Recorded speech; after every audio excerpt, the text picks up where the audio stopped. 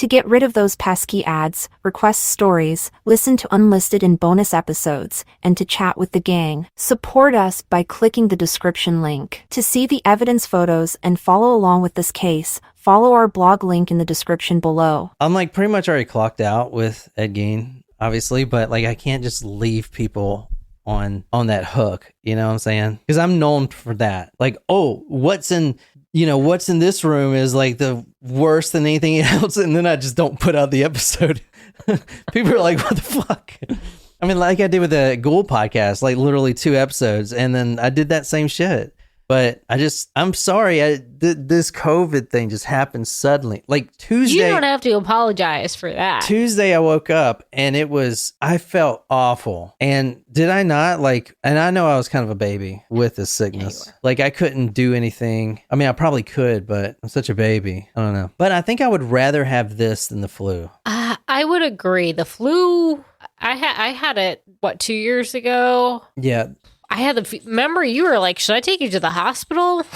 I had a fever of like 103 for a couple days. Anyway, I stopped last time. We talked about all the stuff in the home. And then I said that there was one room that they found that was boarded off. That was the last to be opened. And what they found in the room was worse than anything found elsewhere in the house. Now, before I get to what was in that room, I actually kind of want to talk about some fake news real quick, because there was fake news with the ɡiːn story. Really? When this story came out, the ɡiːn story came out, everyone wanted to get in the news. And this became a national sensation. A lady who was sort of local, who kind of knew ɡiːn, but no one in Plainfield really knew who she was, came out and gave a full interview saying that she was ɡiːn's fiance. Oh. Yeah. An alive person. Yes.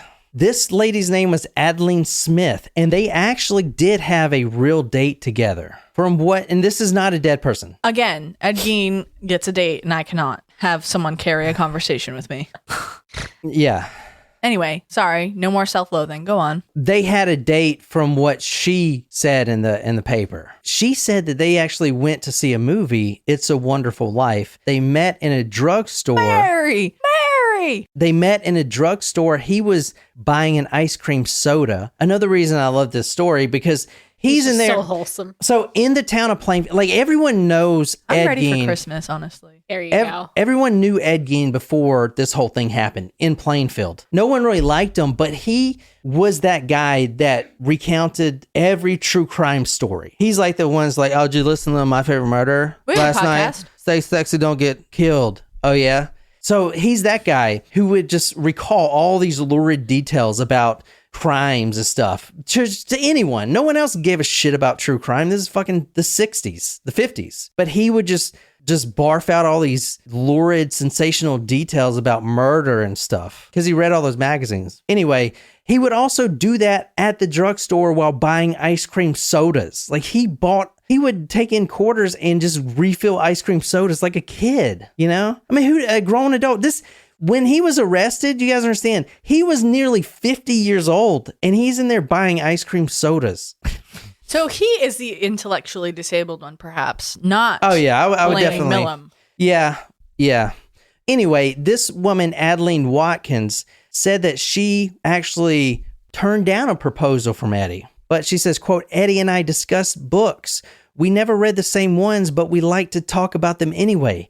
Eddie liked books about lions and tigers in Africa and India. Oh, and bears, oh my. I never read any of those books. Now, obviously, that's not true. All they found in ɡiːn's house was like lurid true crime books. And nipple belts. So she came out and gave this full interview completely fucking lying. And this is how media is, especially with fake news today. They're just so desperate to get anything. They'll just print whatever, even if it's completely made up. Well, yeah, everyone wants the upper hand on the story. If you can give more details than the next guy, you get more money. Quote, that's right. He proposed to me. Not in so many words, but I knew what he meant. I turned him down, but not because there was anything wrong with him. It was something wrong with me. I guess I was afraid I wouldn't be able to live up to what he expected of me. Shit, I just like snotted all over. You do sound much better than you did on Monday, though, I will say. John said to me the other day, he was like, you definitely like don't even sound like you. I feel like I'm with someone else who's not my wife right now. I was like, oh, are you gonna get caught? And so sexy. Oh my God.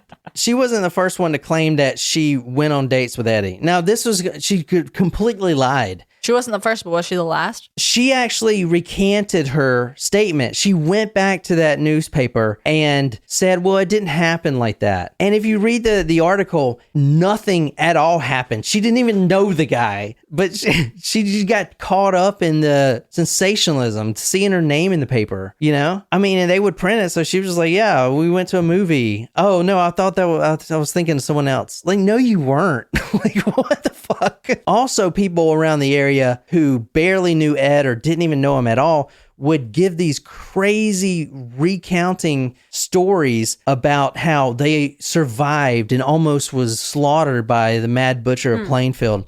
Quote, my daughter kept hearing rustling noises outside the house at night, one woman says to the newspaper. Quote, I thought she was imagining things.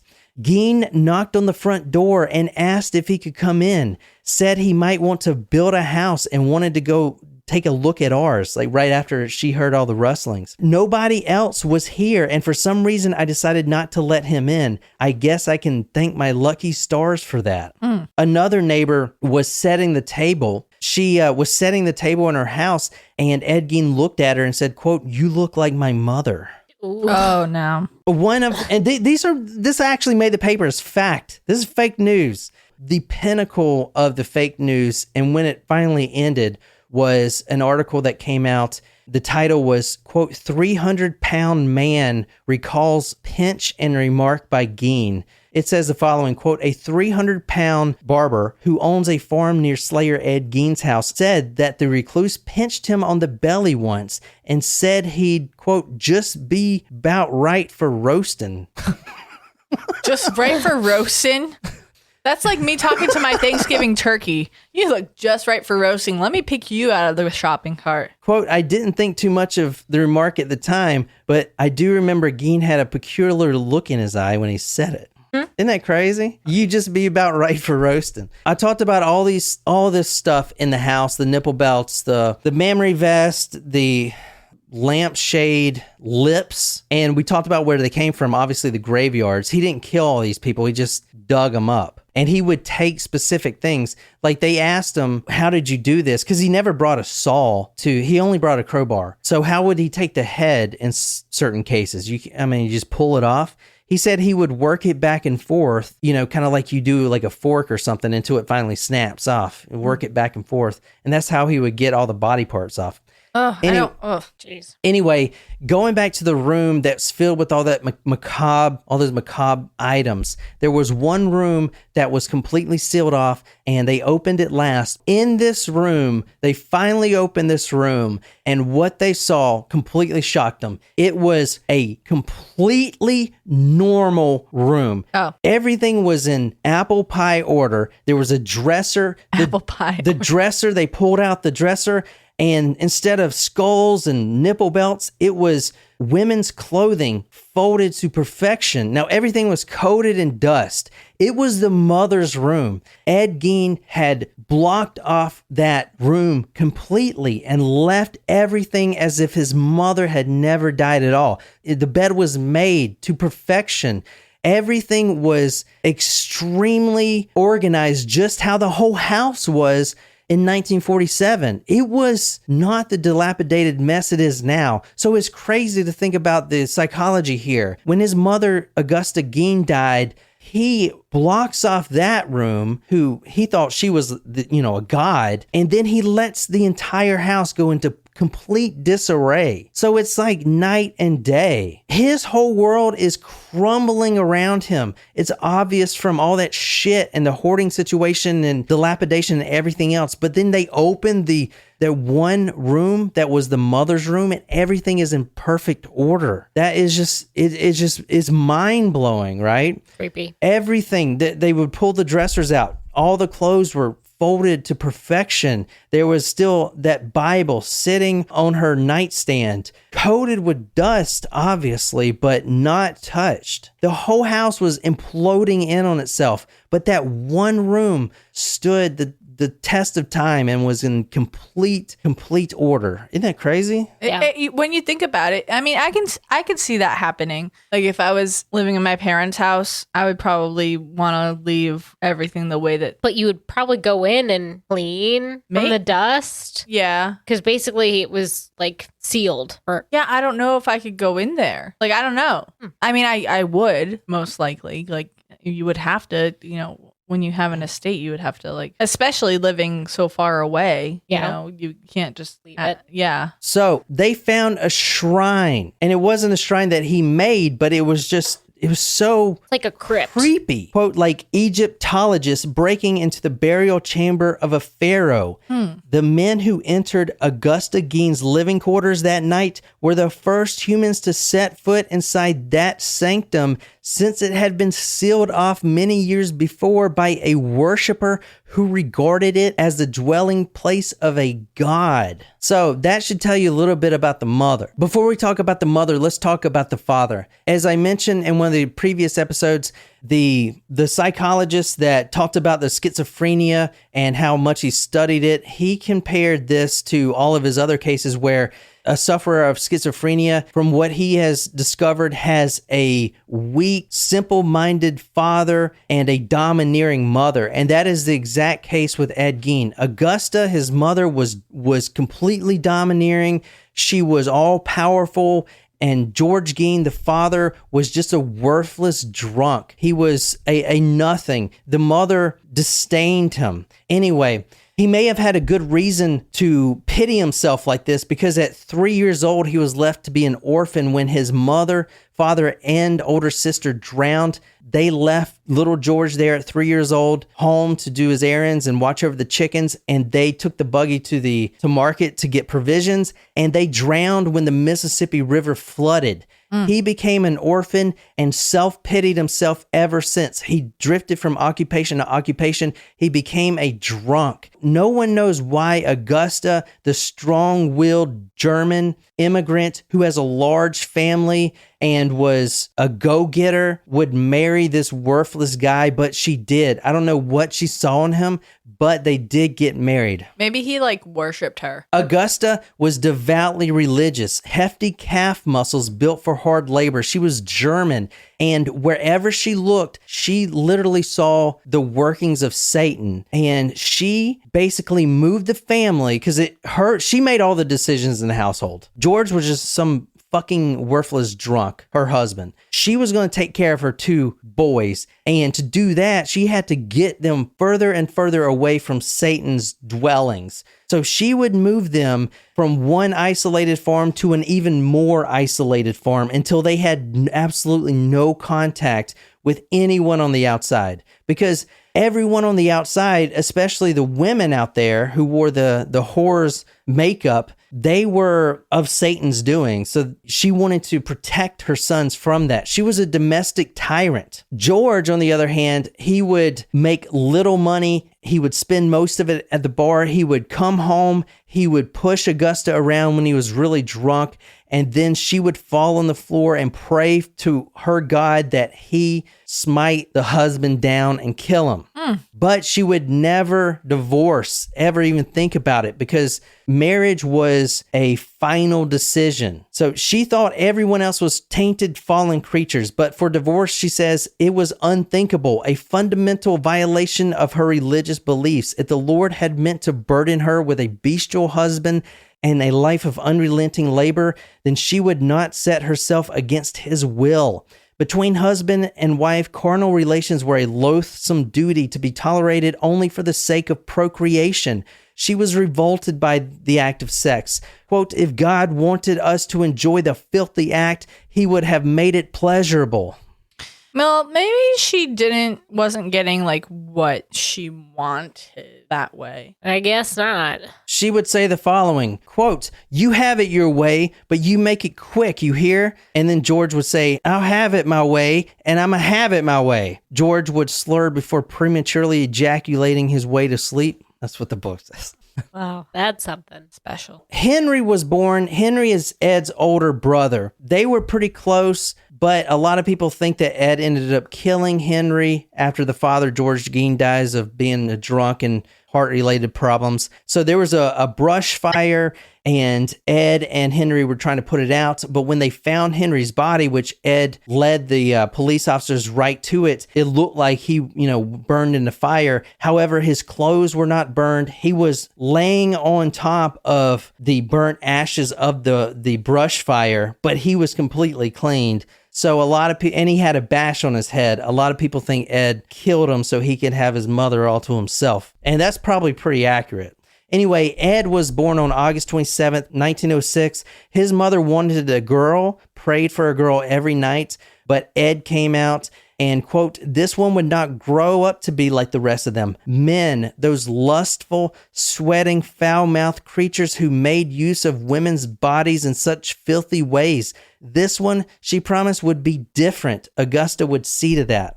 So that was from the Deviant book. So Ed Gein, he did go to a small school, but like I said, Augusta kind of made it where he was just stuck in the house. And once Augusta Gein dies, the mother, that's when things start completely turning around in Ed's head. This was right after he had killed his brother, allegedly. She had had a stroke. This was like an old age kind of stroke, but she survived it, and Ed was taking care of her. There was one incident, the dog incident, where the mother tells Ed to go and purchase some straw, and they were going to do a trade for some other stuff from this local farmer. But Augusta didn't trust Ed to do this on his own and get a good deal out of it, so she went with him. This was after her stroke. This guy's his last name was Smith. He was white trash with a short temper. When they pull up, he is beating a dog, his family dog, mercilessly with a heavy stick. He beats him until the point of death, and they're screaming at him, Ed and his mother screaming at him, and the thing was just horrible to witness. Anyway, a week later, Augusta has another stroke, and in 1945, she dies of cerebral brain hemorrhaging. After that, he could not take care of himself. Now, he's 45 years old at the time. He's still living with his mother. She finally dies, and now he's just completely cannot take care of himself at all. So at first, and this is 1947-ish, the mother has been dead for 2 years. He tries to be more social and stuff like that. He goes to different bars, and that's where you got Mary Hogan. That's where that comes in. "Oh, you look like my mother." After this, he starts trying to bring the mother back. This is 2 years after she dies. All those cadavers and body parts that they found in Ed Gein's home, the main reason he had that stuff was because he was trying to part by part, a la carte or whatever, his mother back together with certain parts. That's why he had all the human noses in one box, and the vagina in the next box, and the face mask and stuff like that. Because he thought by willpower alone, he could actually bring his mother back. He first tried to rebuild her part from part, but then when that didn't work, he would dress up in the skin of the cadaver victims, the mammary vest you saw, the nipple belt he would put around. He would put the vulva over his penis area, and he would don a skin mask, which was literally just the skin off of the skull. He would put it over his face, go out into the moonlight. He would wait until the moon was bright and full, because that's when he thought that the spirit realm or whatever it was in his fucked up head at the time would actually work. And he would dance around the mother's grave in a ritualistic fashion, almost like a rain dance, wearing all this like skin leggings and like completely donned in other body parts. I told you the story is fantastic. I mean, it's fantastic. It's I'm something. not sure was the word I would have used. It is something. The skin mask he would put on with the eye holes that were, used to be eyes there. He would take a nylon cord and kind of rope it around. He would put a wig on from the, one of the cadavers. And he would try his best to look like his mother. So the people that he was digging up, reading like I showed you last time, the actual obituaries, he would wait till someone dies of a car accident or whatever the fuck of old age. And if they kind of looked like his mother or had a part, maybe the calf or I don't know, the butt or something, he would go and dig it up and dig that one part up and try to recreate his mother by putting it on him, donning it all, and then dancing around her grave in the moonlight. Dancing in the moonlight, everybody's feeling running bright. It's such a fun and natural sight. It was a, quote, sight that would have supplied any of Eddie's impressionable young neighbors with a lifetime worth of nightmares. Think about it. He is donned in this, and that's where you got Leatherface, Texas Chainsaw Massacre. Where the fuck do you think they came up with that? No one in human existence. Before this, you read H.P. Lovecraft and Poe, some of the best horror writers of our time, would never ever think about ripping someone's face off and then wearing it as a mask. You can only come up with that if someone fucking did it like ɡiːn. You can't come up with that. Like, someone has to do that. Yeah. You know? Yeah. And that's where you have Texas Chainsaw No Massacre. one's that creative on their own. You know what I didn't know until recently was that Poe actually was stationed in Charleston with the army. What do you mean you didn't know that Jen, until there's recently? a Poe restaurant down here, and the library is... Edgar Allan Poe Library. What the fuck? How do you I not... didn't know. I just thought I didn't know that's why it was there. Oh my god! I didn't find out until the night where I hurt my ankle when I was on the ghost walk. That is far too recent for how long you have lived here. Yeah. He's got quite the history here. Yeah. The gold bug. And the poem, he wrote a poem about the girl. I don't remember that. Annabelle Lee. Yep, he wrote a poem about Annabelle Lee. That was Charleston? Yep, Annabelle Lee. And they showed us the house that she lived in, and he would like go out into the alley and like. Oh, I didn't know that was based here. Yeah. Annabelle Lee was a real person, and she died. The dad sent her to Edisto to live because he found out that she was seeing this postmaster, which was Edgar Allan Poe. Now, no one knows if he actually ate any of the body parts. He says he didn't. And honestly, I think it's more fucked up that he didn't, that he wasn't a cannibal. You know what I'm saying? No. Because, all right, it would kind of give him a reason to do it. Like, he is solely digging up these bodies to put them on as clothing, not to eat them. And to bring back his mom. Yeah, which is so fucking creepy. Yeah, but I And feel like it would be worse for him to dig up the bodies and eat them. Yeah. Like if you're a cannibal, you want to have like, this is gonna say, I know this is probably gonna come back to bite me in a soundbite, like in 30 years in the future when everything is politically incorrect. But it is far worse to, like, if you're a cannibal, you need to have fresh meat. Like, you don't want to have expired product. Like, that's a good point. Like, that's a very good point. Like, I don't go to the store and buy something that is 3 weeks old. Right. Or even like 5 days old. You're going to get sick, man. Yeah. So if you're going to eat something, it has to be fresh. That's why you have Subway. Oh, God. Jesus Christ. I'm just saying, like, it would make it worse if he ate the pre-deceased bodies. That's a good point. And when you say pre-deceased, it does sound like it's already been, like, processed. But, like, even so, like, pre-deceased, like, someone who's already dead, like, has all these chemicals and stuff in them. Like, True. you don't want True. to eat someone who's full of embalming fluid. I would say... Great point, Jen. If I am ever going to try human meat, I will not...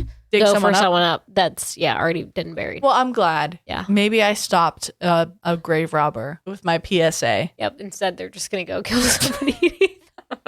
I'm just saying. Like, and plus, like, that's dead weight. Yeah. It's dead weight. Literally. I know, literally. But like, if you're gonna cannibalize someone, wouldn't you want it like an organic source? Yeah, I would totally eat all those vegans from California or whoever just grazing on grass. Grazing the grass is a gas, baby, can you dig it? I'm just saying, like, you don't want to eat someone who's full of embalming fluid or like, you don't know how they died. Full of chemicals. You don't know how they died. They could have Preferably non-smoker, you know. like, what if they were a cancer patient and they had chemotherapy, but the chemo didn't work and they have all those chemotherapy chemicals in them? That would not taste good. I know that someone's going to be like, you are so insensitive talking about cancer patients. I'm just saying, like, if you're going to cannibalize, number one, don't. I do not condone that. Well, you're right. If someone's going to be eating another human, they're probably not being a cannibal doesn't necessarily restrict you to someone who is living. You can eat someone who has already passed on and still be considered a cannibal. But wouldn't you rather eat someone who has not already been dead? Agree. I would agree. We're gonna go that route. I don't agree. John has now tuned out completely. I know. I don't agree with it. I'm just saying.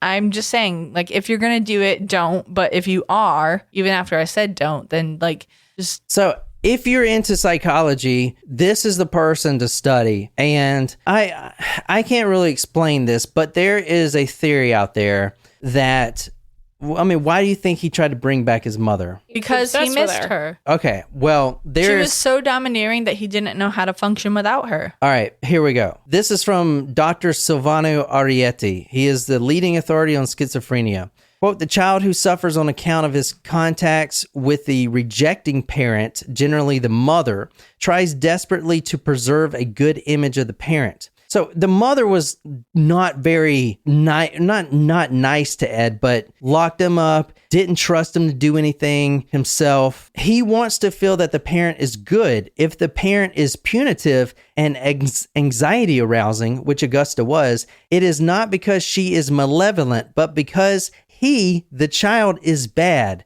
Mother is right in being harsh and strict with him and showing him how bad he is. The preservation of the good image of the parent is made possible by the removal from consciousness of the most unpleasant traits of the parent. Thus, the child will have two images of the parent. This is Augusta. The good image, you're a god, your room is a shrine, which is conscious, and then the bad image, which is unconscious. So there's a theory out there that consciously he views his mother as, quote, all gratifying, supreme, sublime, and perfect.